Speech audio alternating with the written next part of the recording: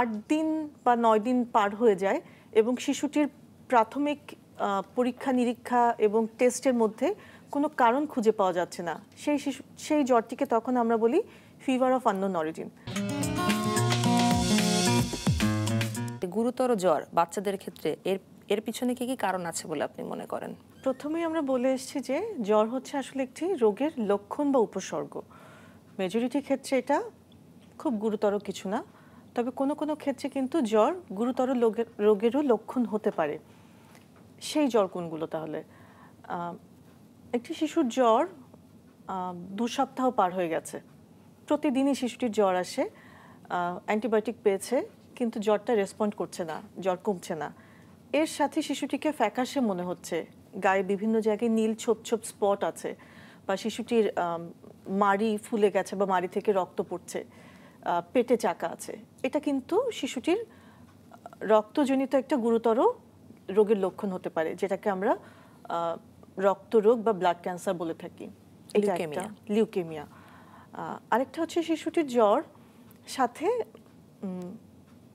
কোনো জয়েন্ট ফুলে গেছে, একটা বা দুটা শিশুটির জ্বর আছে, গায়ে র্যাশ আছে, কোনো জয়েন্ট ফুলে গেছে, পেটে চাকা আছে। তো সেক্ষেত্রে বড়দের যেমন আর্থ্রাইটিস হয়, শিশুদেরও কিন্তু জুভেনাইল আর্থ্রাইটিস হয়, সেটাকে আমরা রিমাটোলজিক্যাল ডিজিজ বলি। সেটাও কিন্তু শিশুর গুরুতর রোগের একটি লক্ষণ। এছাড়া আরও কিছু জ্বর আছে যেখানে বলা হয়ে থাকে যখন 8 দিন বা 9 দিন পার হয়ে যায় এবং শিশুটির প্রাথমিক পরীক্ষা নিরীক্ষা এবং টেস্টের মধ্যে কোনো কারণ খুঁজে পাওয়া যাচ্ছে না, সেই জ্বরটিকে তখন আমরা বলি ফিভার অফ আননোন অরিজিন। তখন কিন্তু কারণ খুঁজে বের করতে হবে যে কী কারণে শিশুটির জ্বর হচ্ছে, সেটাও একটা গুরুতর জ্বরের কারণ। এছাড়া প্রথমে যে দুটো বলে আসলাম, আরও মেনিনজাইটিস এবং এনকেফালাইটিস, এই দুটো কিন্তু শিশুর গুরুতর জ্বরের লক্ষণ কারণ বা লক্ষণ হতে পারে।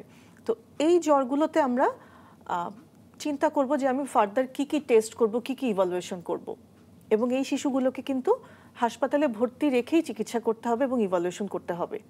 আচ্ছা, একটু ছোট করে জানতে চাই যে আমরা জুভেনাইল ইডিওপ্যাথিক আর্থ্রাইটিসের কথা শুনলাম, বা যে কোনো ডেঙ্গি ফিভারেও কিন্তু অনেক সময় বডি এক নিয়ে প্রেজেন্ট করে। এই ক্ষেত্রে ব্যথানাশক ওষুধের ভূমিকাটা কতটুকু হতে পারে? I mean painkiller. যদি চিকিৎসকের পরামর্শ অনুযায়ী নেয়, জুভেনাইল রিউমাটয়েড আর্থ্রাইটিসে কিন্তু এনএসআইডস যেগুলোকে আমরা বলি, আইবুপ্রোফেন, এগুলোর ভূমিকা আছে। তবে এই আইবুপ্রোফেন বা ক্লোফেনাক নিয়ে একটা কথা আছে। ডেঙ্গিতে কিন্তু ক্লোফেনাক বা আইবুপ্রোফেন জাতীয় ওষুধ দেয়া নিষেধ। সুতরাং যে কোনো ভাইরাল ফিভারে, ডেঙ্গিও একটা ভাইরাল ফিভার, যে কোনো ভাইরাল ফিভারে কিন্তু রক্তের যে অনুচক্রিকা, যেটা রক্ত জমাট বাঁধতে সাহায্য করে, সেটা কমে যাওয়ার একটা টেন্ডেন্সি থাকে। সুতরাং যে কোনো জ্বরই, সেটা ভাইরাল ফিভারই হোক বা ডেঙ্গি জ্বরই হোক, চিকিৎসকের পরামর্শ ছাড়া এই জাতীয় ওষুধগুলো, যেগুলো ক্লোফেনাক, আইবুপ্রোফেন, না দেয়াই ভালো।